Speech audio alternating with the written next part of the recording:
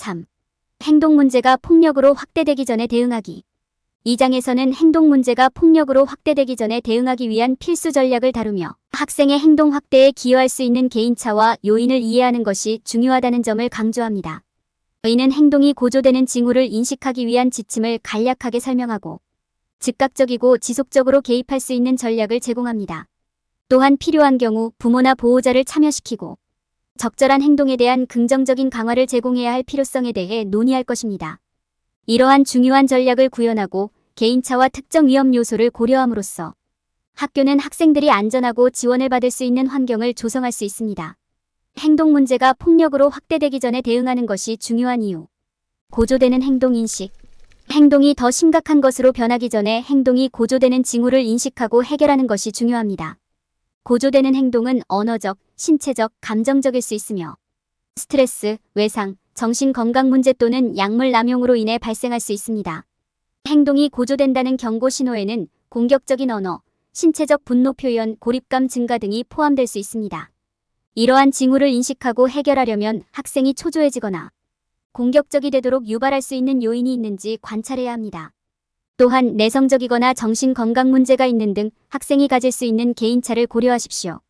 행동이 고조되는 징후를 주의 깊게 관찰하고 신속하게 대응하면 행동이 악화되는 것을 방지하는 데 도움이 될 수 있습니다.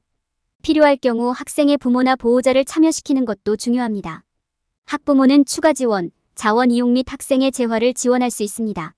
부모가 참여할 때 명확하고 건설적인 방법으로 의사소통하십시오. 그들에게 상황을 설명하고 기대치와 경계를 설정하십시오. 고조되는 행동에 대응할 때는 즉각적이고 지속적으로 개입하는 것이 중요합니다. 즉각적인 조치를 취하면 행동이 더 이상 확대되는 것을 방지하는 데 도움이 될 수 있습니다. 교직원은 학생과 상호작용할 때 차분한 접근 방식을 적용할 수 있으며 상황에 따라 상담사 또는 심리학자와 같은 외부 소스의 참여를 고려할 수 있습니다. 명확한 기대치와 결과도 확립되어야 합니다. 적절한 행동에 대해 긍정적인 강화를 제공하는 것도 도움이 될 수 있습니다. 긍정적 강화는 학생이 원하는 행동을 계속하도록 격려하는 효과적인 방법입니다. 긍정적인 강화의 예로는 언어적 칭찬, 상품 또는 보상이 포함될 수 있습니다. 그러나 긍정적인 강화를 제공하는 데에는 자원 부족이나 불일치와 같은 몇 가지 문제가 발생할 수 있습니다. 고조되는 행동을 보이는 학생을 다룰 때는 개인차와 위험 요인을 고려하는 것이 중요합니다. 이는 행동의 원인을 이해하는 데 도움이 될 수 있으며 이를 처리하는 효과적인 접근 방식을 개발하는 데 도움이 됩니다. 관찰, 설문조사, 인터뷰 등을 통해 개인차와 위험 요인을 식별할 수 있습니다. 이러한 차이점과 위험 요소를 수용하면 학생과 학교 모두에게 이익이 될 수 있으며 더 나은 결과와 개선된 관계로 이어질 수 있습니다. 훈육 접근 방식은 명확하고 일관되며 연령에 적합해야 합니다. 징계는 원치 않는 행동을 교정하는 방법이며 결과, 논리적 결과, 자연적 결과의 형태로 나타날 수 있습니다. 명확한 기대치와 일관된 결과를 설정하고 학생의 발달 수준에 맞는 연령에 적합한 접근 방식을 사용하십시오. 이러한 전략을 사용하면 고조되는 행동을 인식하고 대응할 수 있으며 필요할 때 부모 보호자를 참여시키고 신속하고 일관되게 개입하고 긍정적인 강화를 제공하고 개인차와 위험 요인을 고려할 수 있습니다.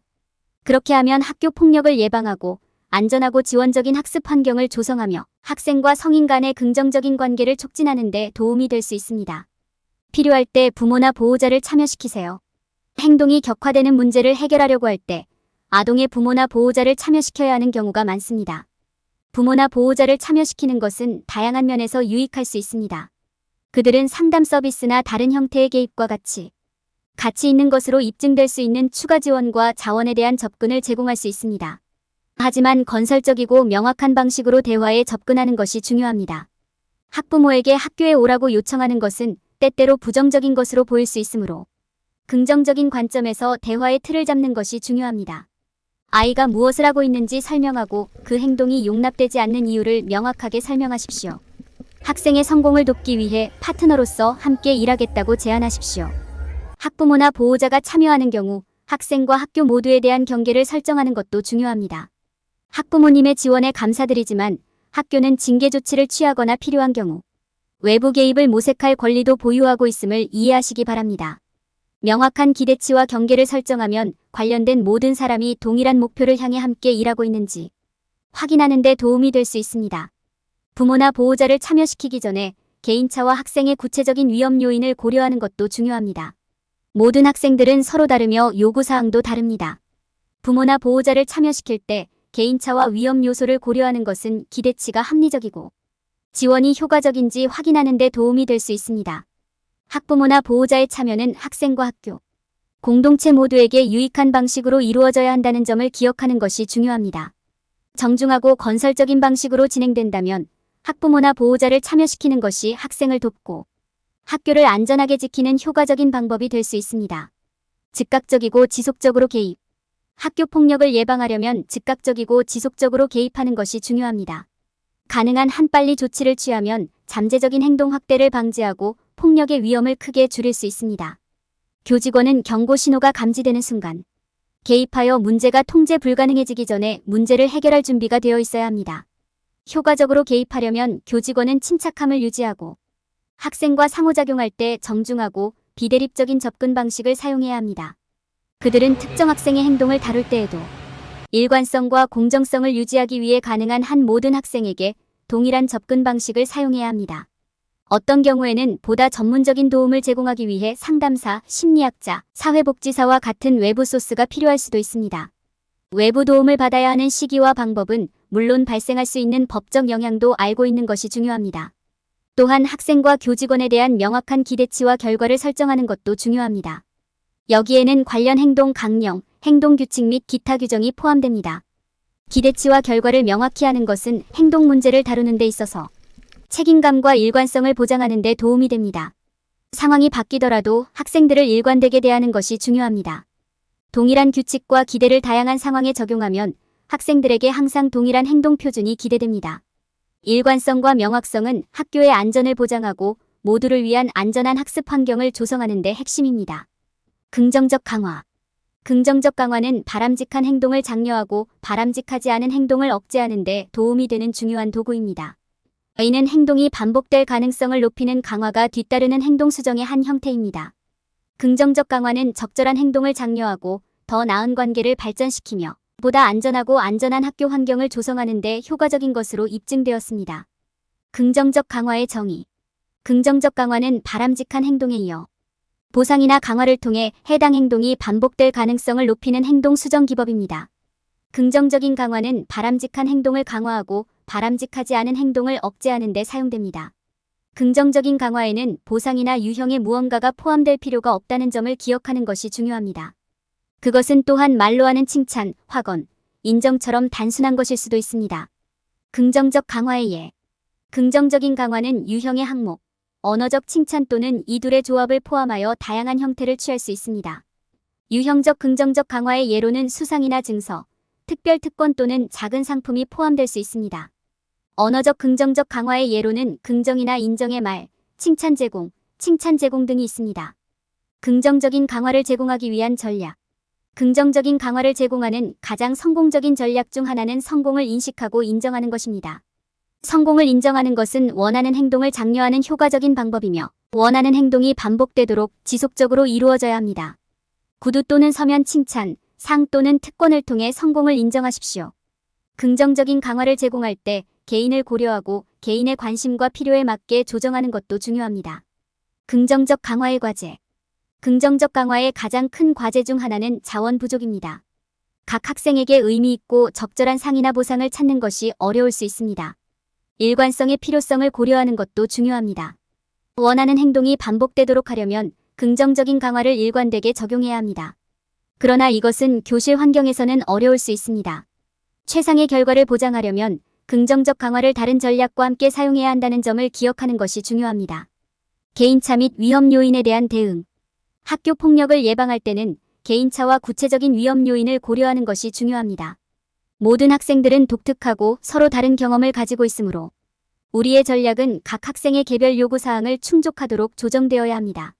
개인차 및 위험 요인에는 학생의 행동 패턴부터 배경 및 개인적 경험까지 모든 것이 포함될 수 있습니다. 이러한 차이점을 인식하고 이를 수용할 수 있는 방법을 찾는 것이 중요합니다. 이를 위해 교사와 교직원은 각 학생의 개별 행동을 관찰하고 기록해야 합니다. 설문조사와 인터뷰도 학생의 요구사항과 개별 위험 요인을 더 잘 이해하는 데 도움이 될 수 있습니다. 개인차와 위험 요인이 확인되면 이를 수용할 수 있는 방법을 찾는 것이 중요합니다. 여기에는 기대치를 조정하고 필요에 따라 추가 지원을 제공하는 것이 포함될 수 있습니다. 학생에게 안전하고 양육적인 환경을 제공하는 것도 중요합니다. 이는 학생의 요구에 부응하는 학습 환경을 조성하는 것을 의미할 수 있습니다. 개인차와 위험 요인을 고려하면 많은 이점을 얻을 수 있습니다. 각 학생의 개별 요구사항을 인정하고 해결함으로써 우리는 학생의 행동을 더 잘 이해하고 더 나은 관계를 구축하며 긍정적인 학습 경험을 만들 수 있습니다. 또한 갈등과 폭력 가능성을 줄이는 데 도움이 될 수 있습니다. 전반적으로 학교에서 학생들에게 영향을 미칠 수 있는 개인차와 위험 요인을 인식하는 것이 중요합니다. 이러한 요소를 고려함으로써 우리는 학생들의 요구에 더 잘 대응하고 긍정적인 학습 환경을 조성할 수 있습니다. 각 학생의 개별화된 필요사항에 초점을 맞춤으로써 학교 폭력의 위험을 줄이는 데 도움이 되는 효과적인 예방 전략을 만들 수 있습니다. 행동 문제가 폭력으로 확대되기 전에 대응하기 훈육의 연령에 적합한 접근 방식 적용. 학교 폭력을 예방하는 데 있어서 가장 중요한 단계 중 하나는 학생들이 안전하다고 느낄 수 있는 환경을 조성하는 것입니다. 안타깝게도 부적절한 행동이 신속하고 정확하게 해결되지 않으면 폭력으로 이어질 수 있기 때문에 이는 어려울 수도 있습니다. 그렇기 때문에 학생의 연령을 고려하여 징계에 대한 명확하고 일관된 접근 방식을 확립하는 것이 중요합니다. 첫 번째 단계는 실제로 규율이 무엇인지 이해하는 것입니다. 징계는 궁극적으로 긍정적인 행동을 장려하기 위해 규칙을 시행하고 바람직하지 않은 행동을 교정하는 접근 방식입니다. 이는 처벌이 아니라 기대되는 행동을 가르치는 방법입니다. 학생의 나이와 개인적 필요에 따라 결과, 논리적 결과, 자연적 결과 등 다양한 유형의 징계가 사용될 수 있습니다. 학생을 징계할 때 기대치, 규칙, 결과를 모두 명확하게 전달하는 것이 중요합니다. 이는 학부모, 보호자, 교직원이 같은 입장에 있어야 함을 의미합니다. 이는 또한 학생이 규칙을 따르지 않을 경우 적절한 처벌을 받아야 함을 의미합니다. 또한 결과는 일관성이 있어야 학생들이 규칙을 따르지 않거나 부적절한 행동을 보일 때 예상되는 결과를 이해할 수 있습니다. 연령에 맞는 훈육을 다룰 때 학생의 발달상의 차이와 필요사항을 고려하는 것도 중요합니다. 예를 들어 어린아이들에게는 10대보다 더 개별화된 접근 방식이 필요할 수 있습니다. 또한 학생들은 징계 접근 방식을 만들 때 고려해야 하는 특정 위험 요소나 근본적인 정신 건강 문제가 있을 수 있습니다. 효과적인 규율의 가장 중요한 구성 요소 중 하나는 긍정적인 강화를 사용하는 것입니다. 이는 말로 칭찬, 상 또는 보상을 통해 원하는 행동을 장려하는 것을 의미합니다. 긍정적 강화는 학교 폭력 예방에 필수적인 안전하고 지지적인 환경을 조성하는 데 도움이 됩니다.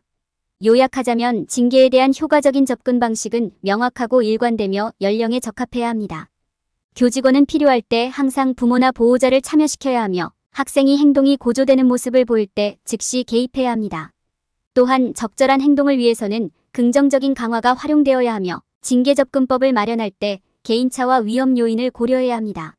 올바른 전략을 마련하면 학교는 폭력이 발생할 가능성이 적은 환경을 조성할 수 있습니다. 요약. 에스컬레이션을 방지하는 열쇠. 이 장에서는 행동 문제가 폭력으로 확대되기 전에 이를 인식하고 대응하기 위한 지침을 제공했습니다. 도전적인 행동에 대응할 때는 즉각적이고 지속적으로 개입하는 것이 중요합니다. 부모나 보호자는 적절하게 참여해야 하며 바람직한 행동을 촉진하기 위해서는 긍정적인 강화와 명확한 기대가 제공되어야 합니다.